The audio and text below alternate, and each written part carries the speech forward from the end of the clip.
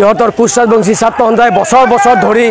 আমি আন্দোলন কৰি আহিছোঁ কিন্তু ইয়াতে চৰকাৰৰ কোনো ধৰণৰ আজি কংগ্ৰেছ চৰকাৰৰ দিনতো শাসনাধীন কেন্দ্ৰীয় চৰকাৰেও কোনো ধৰণৰ আমাক এই প্ৰতাৰণা কৰিলে কোনো ধৰণৰ আমাক সহায় নিদিলে আমাক 96ত আমাৰ 6 মাহৰ কাৰণে আমাৰ ST জনজাতিকৰণ মৰ্যাদা দিছিলে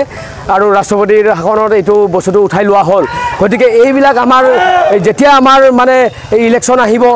ইলেকশ্যন অহাৰ সময়ত আমাক ললিপপ হিচাপে ব্যৱহাৰ কৰি কোচ ৰাজবংশী জাতিটোক ললিপপ হিচাপে ব্যৱহাৰ কৰি তেওঁলোকে আমাক প্ৰতাৰণা কৰি আহিছে গতিকে এই সংগ্ৰাম আমি আৰু অতি তীব্ৰতৰভাৱে গঢ়ি তুলিবৰ কাৰণে আমি কামৰূপ জিলাত আমি হেৰি লৈছোঁ বৃহত্তৰ কাৰ্যসূচী লৈছোঁ এয়া আমাৰ প্ৰথম কাৰ্যসূচী কামৰূপ জিলাৰ পৰা আৰু অনাগত দিনত আমাক যদি জনজাতিকৰণ মৰ্যাদা আৰু লগতে আমাৰ কমতাপুৰ পৃথক কমতাপুৰ ৰাজ্যৰ মৰ্যাদা যদি নিদিয়ে তেনেহ'লে এই চৰকাৰখনক আমি এনেকুৱা এটা শিক্ষা দিম যাতে সকলোৱে মনত ৰাখিব এইখন চৰকাৰে যদি আমাক জনজাতিকৰণ নিদিয়ে আমি হকিয়াই দিব বিচাৰিছোঁ এইখন চৰকাৰৰ মুখ্যমন্ত্ৰী ডাঙৰীয়াক যে তেওঁ কৈ আছে নৱেম্বৰ মাহত নহয় আমাক এই অক্টোবৰ মাহৰ ভিতৰত আমাক জনজাতিকৰণ মৰ্যাদা দিব লাগিব অক্টোবৰ মাহৰ যদি ভিতৰত আমাক যদি জনজাতিকৰণ মৰ্যাদা নিদিয়ে ইয়াতকৈ ভয়ানক আন্দোলন আমি কৰি উঠিম দৰকাৰে আমি হাতত অস্ত্ৰ তুলি ল'ম তথাপিও আমাক জনজাতিকৰণ লাগিব পৃথক কমতাপুৰ ৰাজ্য আমাক লাগিবই আমি আজি এই জোৰলৈ সমদল কৰিবলগীয়া হৈছে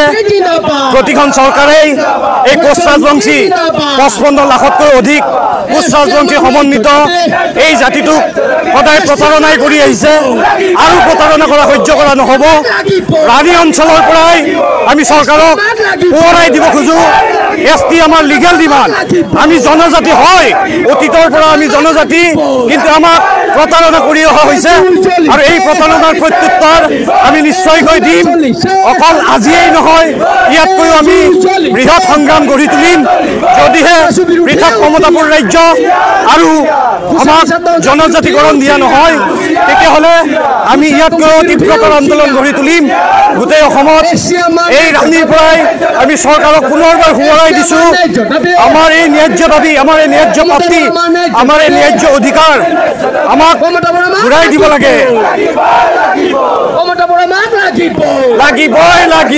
অসমৰ সংবাদ জগতখনৰ বাবে এক সুখৰ খবৰ আপোচবিহীন ৰাইজৰ কণ্ঠ সাপ্তাহিক কবচ পুনৰ এবাৰ অসমৰ ৰাইজৰ মাজলৈ স্বত্বাধিকাৰী প্ৰণীতা কলিতাৰ দ্বাৰা প্ৰকাশিত আৰু আপোচবিহীন একাংশ নপুৰণি অভিজ্ঞতাপুষ্ট সাংবাদিকৰ দ্বাৰা প্ৰচাৰিত তথা eco printing press Guwahati Katabari গড়চুকত মুদ্ৰিত সাপ্তাহিক কবচ এতিয়া অসমৰ বিভিন্ন প্ৰান্তত উপলব্ধ আমাৰ ঠিকনা মুখ্য কাৰ্যালয় অসম ফৰেষ্ট স্কুল হৰি মন্দিৰ পথ গুৱাহাটী আৰু উপ কাৰ্যালয় Kalita market Bijoynagar Kamrup Assam mobile number হৈছে 9435114666 70024728813 আমাৰ ইমেইল আইডি হৈছে kobos2025@gmail.com